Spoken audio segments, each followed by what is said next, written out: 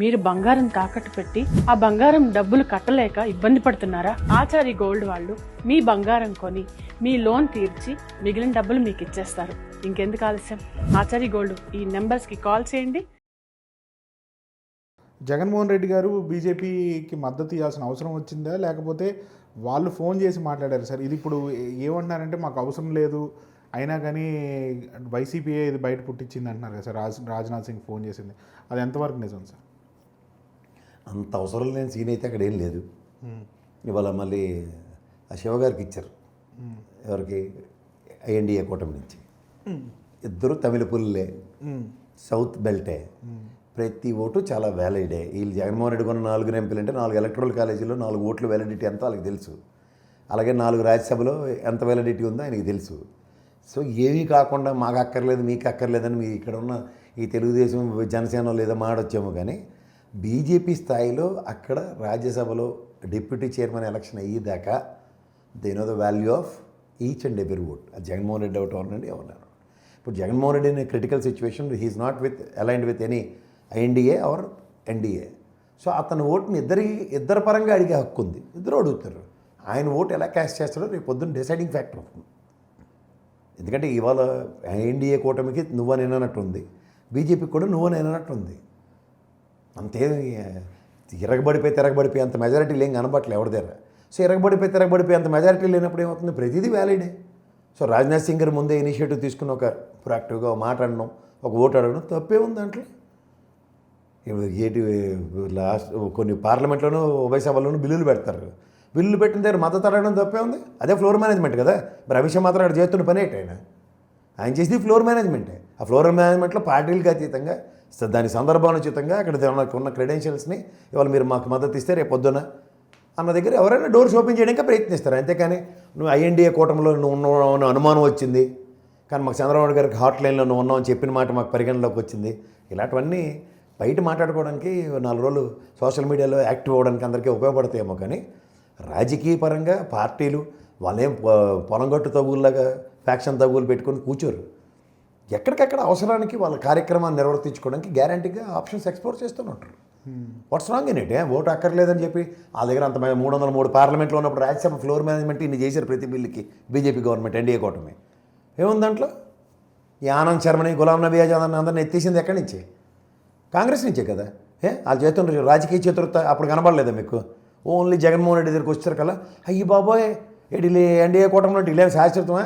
అలా ఆశ్చర్య ధర్మపోవడ దీక్షలు చేసుకొని తిరగలేదా? బూత్ ఎలాగ ముంపే పవన్ కళ్యాణ్ పారైపోలేదా? ఇప్పుడు వైజాగ్ స్టీల్ ప్లాంట్ కూడా అదే చెప్పారు కదా సార్. మన నెట్వర్క్ నమ్మించారు కదా జనాన్ని. సార్ వీళ్ళు నోరిపితే అబద్ధాలు, జడ్డి మోలోకాలు. కాబట్టి ప్రజలు సమిష్టి కృషితో చలపతిరావు గారు, అమృతరావు గారు త్యాగాలతో ఏర్పడిన వైజాగ్ స్టీల్ ప్లాంట్ మీద కనీస అవగాహన లేదంటే ఈ కమ్యూనిస్ట్ పార్టీలు కూడా ద్వంద్వ వైఖరి. ఇక్కడవన్నీ కనబడుతుంటే వీళ్ళు ఎత్తిపోయిన పథకాలు, ఆ రామకృష్ణ గారు గడికో మాట గంటకో మాట ఏం మాట్లాడతారు వైజాగ్ స్టీల్ ప్లాంట్ మీద? క్లారిటీ ఏది మీకు? మొదటి రోజు నుంచి చెప్తున్నాం, జగన్మోహన్ రెడ్డిలాగా దమ్ము ధైర్యం ఉండి ప్రధానమంత్రి నిలబెట్టి అడిగిన ఉదంతో మాట్లాడాడు ఎవడన్నా? అవకాశవాద రాజకీయాలకి తెరలేపుకున్న పవన్ కళ్యాణ్ గారు కానీ చంద్రబాబు గారు మాట్లాడిన మాటలు కేవలం రాజకీయాలు కాలక్షేపం చేయడానికి 11,000 కోట్లు తీసుకొచ్చారు. ఇప్పటికి కూడా వెర్రివేదలకు చెప్పినట్టు చెప్తున్నారు. స్టీల్ ప్లాంట్ పరిరక్షించడానికి 11,000 కోట్లు దేనికి తెచ్చారు? మరి ఎందుకు ఎలా వేసేస్తున్నారు అవి?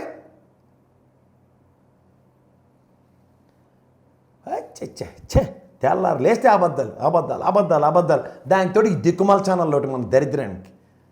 ఎలక్షన్ క్యాంపెయిన్లో జగన్మోహన్ రెడ్డి గారు వైజాగ్లో చెప్పారు, ఒకవేళ కూటమి వస్తే కనుక అమ్మేయటం గ్యారంటీ. అదే తథ్యం. ఆయన ఎప్పుడైనా కరోనా యూనిట్లు విత్ కరోనా అన్నాడు, దీనికి పారాసెటమాల్ బ్లీచింగ్ అన్నాడు. అదే చేసింది ప్రపంచం అంతా. ఈ పెద్ద మేధావులు అందరు కదా, అపర మేధావులు కదా. వ్యాక్సిన్ మేమే కనిపెట్టామని చెప్పినాము, నమ్ముతున్నాం కదా జనాలు. ఎప్పుడైనా వాస్తవంలో ఉన్నవాడికి వాస్తవం గురించి చెప్తే నచ్చదు సార్. మీకు మళ్ళీ చెప్తున్నాను, అదే మీకు రేపు జాబ్ వస్తుంది సార్. ఇది మీ ఛానల్ శాటిలైట్ వాళ్ళు తీసుకుంటున్నారట, ఇది నేషనల్ మీడియాకి ధీటుగా వస్తుంది అని మీకు బిల్డప్లు చెప్పి కూడా నచ్చుతాడు పక్కన కూర్చొని. సోషల్ మీడియా డిజిటల్ మీడియా అవ్వాలి, డిజిటల్ మీడియా నుంచి నెక్స్ట్ ఇంకో లెవెల్కి వెళ్ళాలి. ఇలాంటివన్నీ మనం మాట్లాడాం అనుకోండి ప్రాక్టికల్గా. ప్రజెంట్ ఇక మనం మెయిన్ స్ట్రీమ్ మీడియాకి వెళ్ళినా సరే రెవెన్యూ ఇలా ఉంటుంది, కొన్ని గవర్నమెంట్స్ ఎలా అయినా అవ్వాలి, ఇలాంటి లాజిక్స్ అన్ని మాడామనుకోండి మీలాంటి వాళ్ళకి నచ్చదు. ఎగ్జాంపుల్ చెప్తున్నాను. అక్కడికి ఏంటంటే అందరైడు స్పాన్ ఆఫ్ నో టైంలో ఒకడు నాకు ఇది మెయిన్ స్ట్రీమ్ మీడియా చేస్తుంటే ఏంది అన్నట్టుగా వాస్తవానికి దగ్గరగా దీనికి కేంద్ర ప్రభుత్వం డిజిటల్ ఇన్వెస్ట్మెంట్ స్కీమ్ అక్కడ కాంగ్రెస్ గవర్నమెంట్లోనే ఎంపీ అయినాడు. మన్మోహన్ సింగ్ గారి గవర్నమెంట్ ఎలా ఉంటుందో వాళ్ళ నాన్నగారు ఈయన చూసిన వాళ్ళు. డిజిటల్ ఇన్వెస్ట్మెంట్ స్కీమ్ పర్పస్ ఏంటో మోటో ఏంటో తెలిసినోడు. దాని మూలాలు ఎక్కడి నుంచి ఉంటాయో తెలియకుండా అమ్మ పుట్టిన మేనగారు కానీ ఆ జగన్మోహన్ రెడ్డికి ఆ మూలాలు డిజిటల్ ఇన్వెస్ట్మెంట్ స్కీమ్లో ఈజ్ అ బిజినెస్ మ్యాగ్నెట్. యాక్చువల్గా స్పాన్ ఆఫ్ నో టైంలో 80 కోట్లు ట్యాక్స్ కట్టి చూపించాడు బిజినెస్ ఎన్హాన్స్ ఎలా అవుతుందో. తెలిసి మాడితే వాడి గురించి మాడచ్చు. అంతేకాని ఈ తపేల ఛానల్ ఆ నెగిటివ్ పోర్ట్రేట్ చేసుకుంటూ వస్తే బిజినెస్ తెలిసినోడు ఎవడైనా సరే, బిజినెస్ ఐడియాలజీ ఎలా ఉంటుందో తెలిసినోడు ఎవరైనా ఇద్దరు ఉంటారు నాకు తెలిసిన మార్కెట్లో. వాడు అక్కడే నాగార్జునోడు, జగన్మోహన్ రెడ్డి వాడు.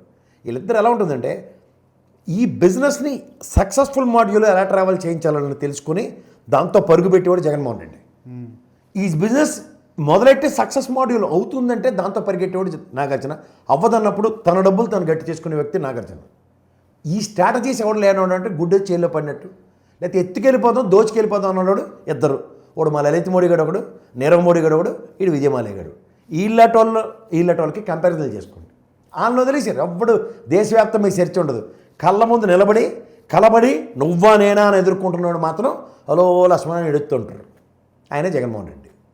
ఇది తెలుసుకోమనండి. ఇదే వైజాగ్ స్టీల్ ప్లాంట్ విషయంలో దానికి ఉన్న ఏకైక ఆప్షను సేల్లో విలీనం చేస్తాం. విలీనం కన్నా ముందు అందులో పనికొచ్చిన ఎంప్లాయీలందరినీ 150 మందిని దగ్గర సీనియర్ పొజిషన్ వాళ్ళందరినీ సేల్కి ట్రాన్స్ఫర్ చేసేస్తారు. 4000 మంది ఎంప్లాయీస్ కళ్ళ ముందు తీసేస్తున్నారు. వీళ్ళేమో అగ్రిగేట్ 4 లక్షల ఎంప్లాయ్మెంట్ ఇస్తాం. ఎత్తుపోయిన వాళ్ళ సంగతి ఏంటి చెప్పండి అంటే ఇదిగో పులి అంటే ఇదిగో తోకంటే అదిగో పులి కథలు మాత్రం చెప్తారు రేడు కూర్చుని.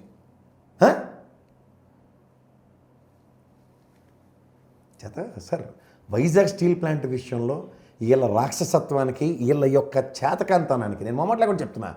ఎన్డీఏ కూటమిలో బిక్కులాడుతూ వీళ్ళ దయాదాక్షిణ్యాలతో బతుకుతున్న ఎన్డీఏ కూటమికి స్టీల్ ప్లాంట్ 5 ఏళ్ళు టెన్యూర్ ఆపండి మా గవర్నమెంట్కి ఎందుకు ఆపవదని మాత్రం కూడా చెప్పుకోరు వాళ్ళు. ఏం రాజకీయాలు చేస్తారు సార్? దేనికి రాజకీయాలు? కేవలం కంటి తుడుపు చర్యలు. 11,000 కోట్లు తెచ్చాం. సగం మందికి తెలియదు సార్ ఏం జరుగుతుందో. 1,00,000 మంది పరోక్షంగా ప్రత్యక్షంగా బతుకుతున్న వైజాగ్ స్టీల్ ప్లాంట్ ఎంప్లాయీస్ వెతలు వినండి ఒకసారి. వాళ్ళు చెప్తారు నిజమైన కథలు ఏంటో. మెయిన్ మీడియా వాళ్ళ దగ్గర పెట్టుకుని అవన్నీ అక్కడికి వెళ్ళనివ్వకుండా నిరూపించుకుంటూ సంవత్సరాల తరబడి వాళ్ళు చేస్తున్న ఉద్యమాలకి శాంచుటీ లేకపోతే ఏం మాడాలి? వాళ్ళు అనగానే చెప్తారు 11,000 కోట్లు దేనికి తీసుకొచ్చారో, ఎన్నాళ్ళు జీతాలు ఇచ్చారో, సంవత్సరాన్ని బట్టి జీతాలు ఇవ్వకుండా వాళ్ళు జీతాలు ఇచ్చి అప్పులు కట్టి ఇన్స్టాల్మెంట్లు అమ్మేస్తారా ఇప్పుడు తీసుకొచ్చి? అఫ్కోర్స్ చంద్రబాబు గారి ఆయనలో పబ్లిక్ సెక్టర్లోవి లేదా స్టేట్ గవర్నమెంట్ సెక్టర్లో ఉన్నవి బతికి బట్ట కడతాయని ఊహించుకుంటే మనకన్నా వెర్రివేదాలు ఎవరు లేరు.